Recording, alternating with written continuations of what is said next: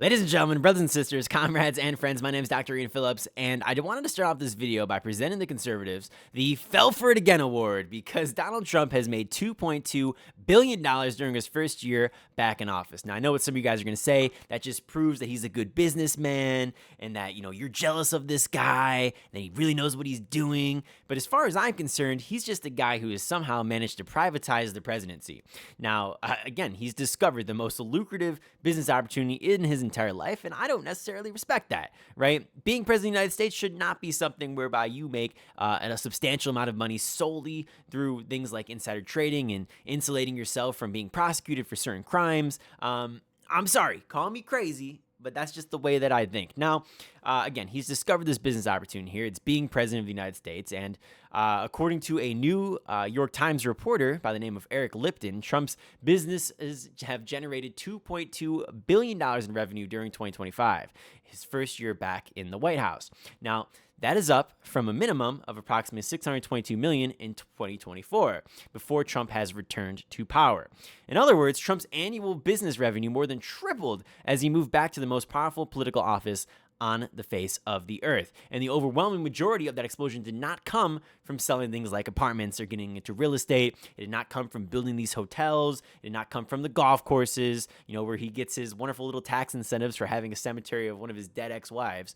No, it came from cryptocurrency businesses that Trump and his family launched as he was returning to power, and that benefited from decisions made by the government that he controls, right? And in addition to that, let's not forget things like the insider trading. And now he's even said to be charging $100,000 every single month now as he's privatized presidential communications, whereby you can get access now to his Truth Social posts extra quick. And of course, that's going to be in 2026. But the fact remains that this is a guy who's doing some very shady stuff here. Now, the New York Times estimates that Trump has collected $1.4 billion in new revenue from cryptocurrency ventures alone.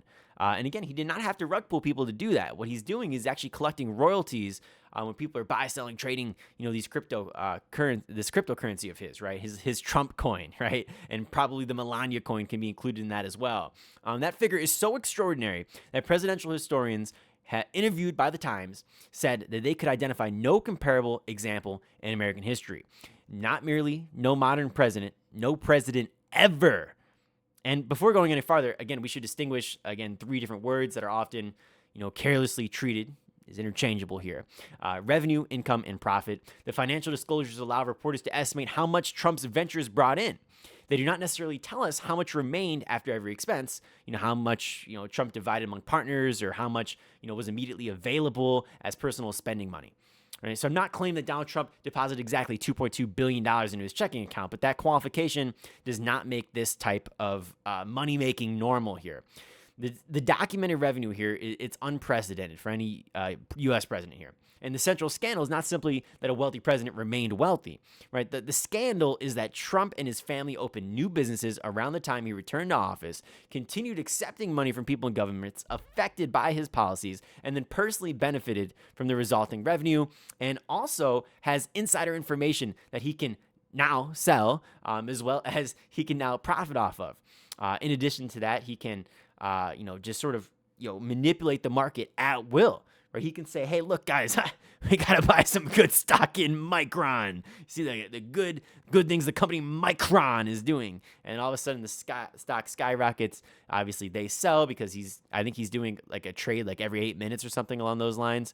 Or maybe it's like every 4 minutes during like trading hours ever since he's assumed office, which is fucking crazy.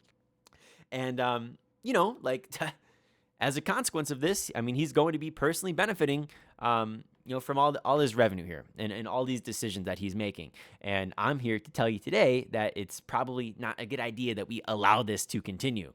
Now, let's take a step back here, right? We could say, all right, well, Ian, like, who's to stop? Isn't this the land of the free? Can't we, have people doing whatever it takes to make a dime in this country?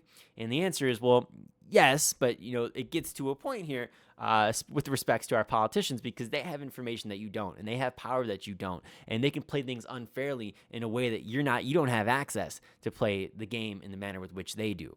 Now, I'm here to tell you today that he's not the only one who does this. Obviously, the poster child for people like insider traders is Nancy Pelosi. I mean, she's been doing this for, I guess, generations now.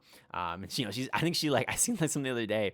It was like since like 2010 or something like that. She's like outperformed Warren Buffett in terms of trading. And it's like, oh man, it's gotten absolutely brutal here.